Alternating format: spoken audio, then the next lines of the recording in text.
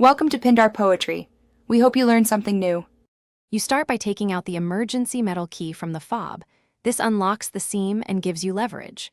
Use a small flathead or pry tool at the designated notch and gently twist to split the two halves. Do this slowly to avoid snapping plastic clips. Once the halves separate, set the back cover down and locate the coin cell. You need the correct battery and a clean workspace so dirt doesn't contaminate contacts during the swap. With the case open, identify the coin cell and the orientation marking so you install the new one correctly. Use a plastic spudger to pry the old CR 2032 out. Metal tools can short the circuit, so don't use them. Before inserting the new battery, wipe the contact pads with a cotton swab and isopropyl alcohol to remove corrosion or oils. Once clean and dry, press the new cell into place until it seats firmly, making sure polarity matches the original position.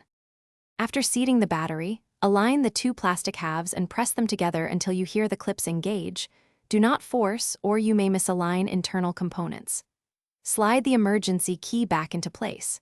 Test the remote at close range for lock, unlock, and trunk functions.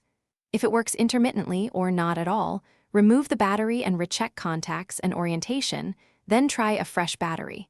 If problems persist, you may need to reprogram the fob or inspect the circuit for damage. Thanks for watching. Consider subscribing if we helped you.